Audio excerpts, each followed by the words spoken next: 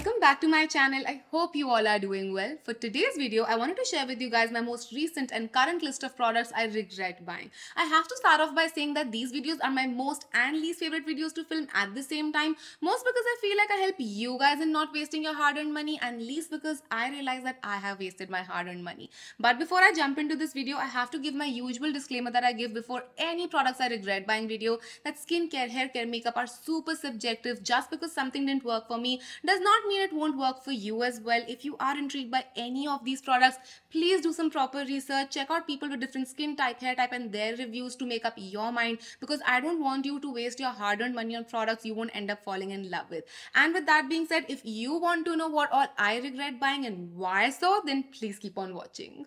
Let's start off this video by talking about a brand that I'm absolutely obsessed with. I am talking about Love Beauty and Planet, and sadly, I have their whole tea tree hair care range with me right here. I will be talking about these products individually since I have reasons to not like them individually. But before that, I have to say that my scalp is really dry and flaky, and that's why I'm always on the lookout for solutions and products that would help me in achieving a clearer scalp, and that's why I bought this range, but I am super disappointed. I'll start off with the shampoo first, and as you can see, I'm almost about to be done with it because I really wanted it to work for me, but sadly it actually made my flakes much more worse. It dried my scalp out so much. It did not really help me in achieving a clearer scalp. It just made my hair not even feel properly washed. Like, I don't know how to explain this, but my scalp was dry and oily looking at the same time. It was a very weird experience. I absolutely do not recommend this shampoo. I did not enjoy it at all.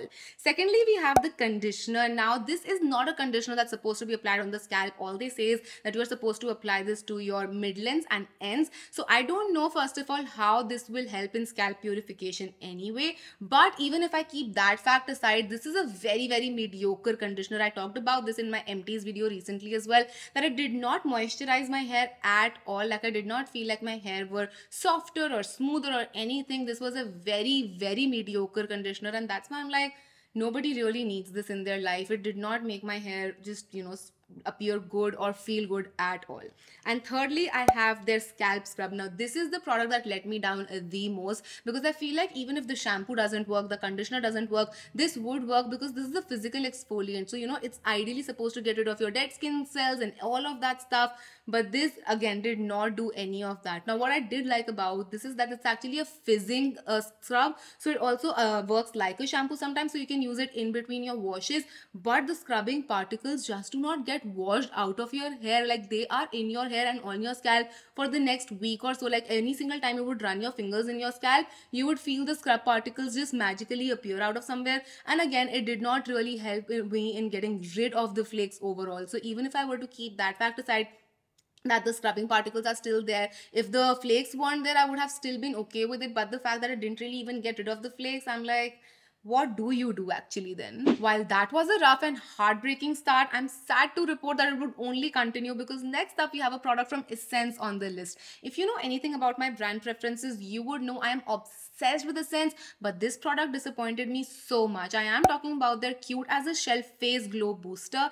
Now, I have very dry and dull skin type, so anything that promises me glow is something I want to grab, and being from Essence, I was like, this is going to work for me. Like, I have no doubt about that. But sadly, it did not work, and that's why it's on this list. Now, it looks like it has this iridescent glow to it, which is so gorgeous, and I just wanted that on my face. But let me quickly show you that this iridescent glow just does not go anywhere. Once you just drop it like that, it is still there, like the iridescent reflex is there, but as soon as you blend it out, I don't know where it goes. Like, there is no glow anymore. Like, yeah, it makes your skin look hydrated, but where did that iridescent glow go? Like, where did it go? That's my whole and soul question, and that's why I was so sad about this product. Again, I tried to make it work. I tried it a couple of times with a couple of different products, foundations, whatnot, but in itself, just in itself, it does not work. Like, this should be a product that should work even on bare skin. Like, on days when I don't want to wear like a foundation, concealer, or anything, I just want to wear this and have this beautiful iridescent glow all over my skin. Yeah, it's not going to do that for you. Sadly, it's just going to be like this hydrated glow. Even that settles down after a bit. Like, let me just massage it and even more. So once it settles down, there is not even that hydrated glow. There is no glow. Continuing with that glowy theme of products, I have Glow Wish Bright Light Sheer Concealer with me right here. Let me start off by saying sheer and concealer just does not go together. If I want sheerer coverage products, I would go for a BB cream, CC cream, tinted moisturizer. The whole point of a concealer is to conceal, and this one particularly fails so badly at it because it's so sheer, and this actually makes your skin look much more worse because your hyperpigmentation would be peeking through so much more and would actually make you look much more gray and dull and tired. It does not have any luminosity to it. It's just something that does not make sense in my brain. Like, why was this product even thought of? Like, I really don't understand. It's made for people who have extremely perfect skin with no dark circles, no hyperpigmentation, aka no one out there. Trust me, no one out there. Now, this would work if you have really less dark circles, if you really do not like base products, and if you really don't care about coverage overall. And I am none of those. If you are someone who likes even a little bit of coverage, a little bit of perfection on the skin when it comes to your base makeup, then this is not going to be the one for you, just like it wasn't the one for me.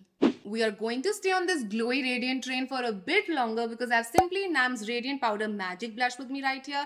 I had high expectations from this one since I love Simply Nam as a brand and I love their cream blushes. So I thought if they've done so well with their cream blushes, they would do extremely well with their powder blushes as well. But sadly, that's not the case, and that's why this has made its appearance in my video. Basically, you have a blush duo in right here. There's a deeper shade and a lighter shade. So depending on your skin tone, you can pick either or you can even mix and match these up. But my issue starts first of all with the texture, which feels very dry. This does not feel creamy at all. This is very powdery. It does not feel rich. It feels like it's lacking something. But on top of that, this is not even nicely pigmented. Now, I get if you would want like a sheerer blush so you don't get like clown cheeks or blush blindness, but this is some other level. Like, this does not show up well. This is fully pigmented swatch of me just going in circles a couple of times, and this is what you get. Once you blend it out, it almost feels like there's nothing on your skin but like a chalky layer of powder which does not sit well on the skin. It just exaggerates your texture a lot. So that's why this blush duo Radiant Powder Magic Blush is a no-no on my list. I do not recommend this one. Their cream blushes are bombdiggity.com,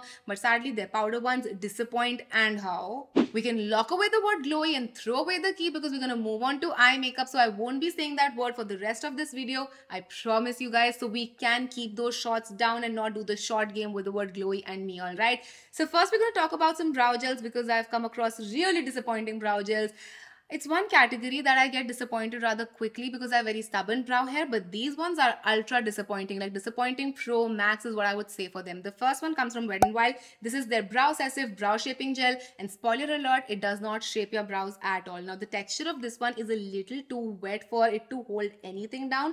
Like, it's very wet and it does not give anything to your brow hair, like no body, no volume, no definition. There are no fibers in here, so it does not add anything, and this brow gel literally does not hold anything in place. I was so super disappointed because Wet n Wild has been really missing from the scene. So I went on to Nykaa and I was like, let me see what all new launches they have, and I bought a bunch of them because I really like Wet n Wild as a brand, but this one was sadly a very disappointing product. Now, if you thought Brow Obsessive was bad, this next product takes the cake. And how? I have my Maybelline Tattoo Brow Styling Gel with me right here, and another spoiler alert, this does no styling for your brow hair whatsoever. Brow Obsessive was wet, but this is the wettest. Let me quickly show you the texture because that's the main reason why this does not work. Look at how liquidy this is. This is literally water. I'm not even kidding you guys. I don't know who called it styling gel and not styling water, because that's what it exactly feels like. It gets so messy, it gets everywhere in your brow, and then you have to do so much of cleanup and all of that. It's not a pleasant experience. This does not hold your brow hair because again, it's so thin, so liquidy. It cannot give any body or volume to it. It can only add pigment, and that is honestly a nightmare because it makes your eyebrows look like block brows and not like, you know, defined and fluffy and all of that, which is what a styling gel is supposed to do. I don't know who did the R&D for this. The previous Maybelline brow range was so good. This upgrade actually feels like a downgrade from that one.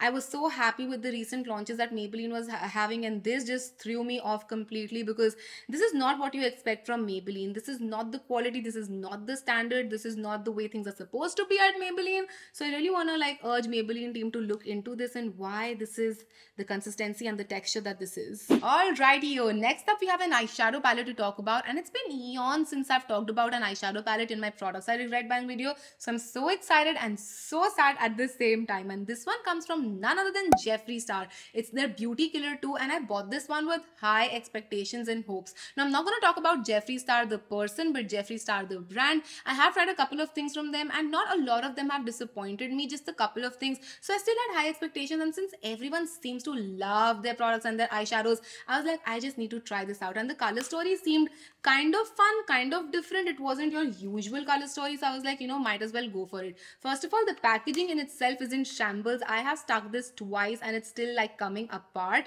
which is not what you would expect from like a higher end, more luxury brand. Like, I'm not saying this is luxury in the sense of Gucci, Prada and all of that, but this is an expensive eyeshadow palette, all right? So it's coming apart and it was completely like undone. I had to stick it back. I've stuck it back together and it's still like coming apart. So I don't know where the issue lies with that. But let's come to the eyeshadows now. Now I've only tried the matte shades, so I'm only going to talk about the matte shades. And I know some people might be like, but the glitters and the shimmers are really nice. But this eyeshadow palette is not a glitter or a shimmer eyeshadow palette, so you have to look at it as a whole. And if you're paying, if you're buying this, if you're investing your money into this, then you need to get quality out of everything. Now I get it that pigments work in a different way, like pressed pigments work in a different way, but these are so patchy and so unblendable, especially this neon color and this dark blue color. They are so patchy. Like, look at that neon color. Look at that neon color even on my finger, where you still have some oils that would make it more creamier and all of that. It is so patchy and it does not give you a lot of pigmentation. Like, what is this? What is this? And even with the blue, like, it would go smooth, and as soon as you start to blend it out, it would be the patchiest thing on this earth. It was so difficult to work these on my eyes just to create a very simple look. It took me such a long time, and that's not how it should be. Like, eyeshadow should be easy to work with, and that's why I also have issues with these pressed pigments where people are like, oh, these are going to be so pigmented and this and that, but there's a way you need to work it in. Like, it's makeup. It shouldn't be rocket science. It shouldn't be that difficult, you know. It should be easy. And with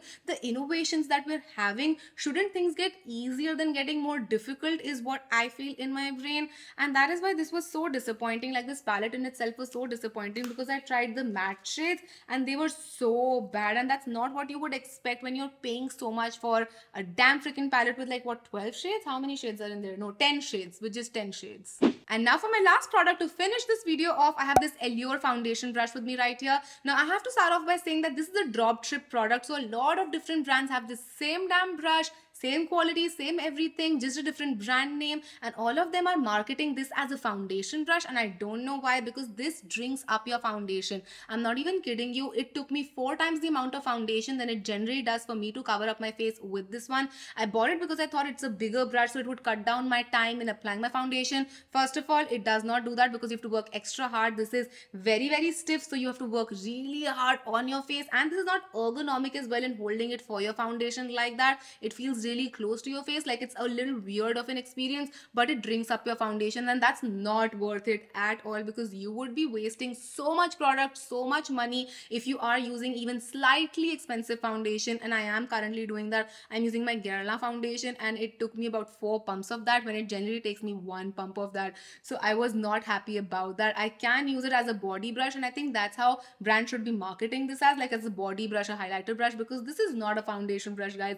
Don't fall for this. It might seem inexpensive, cute and all of that, but don't fall for the tricks. This is not the one for you. And with that, I'm done with this video. I hope you guys enjoyed this and found this helpful, and if you did, then don't forget to comment and subscribe, because it would mean the absolute world to me. Also, let me know what is that one product you regret buying this month, and I really hope there isn't anyone, because I wouldn't want that for you. I wouldn't want you to be sad about a product, but if there is, then let us know in the comments down below and let us all be aware of it. But that's gonna be it from my side. As I said, I'll see you guys next time. Till then, take care. I love you all so much. Mwah. Bye.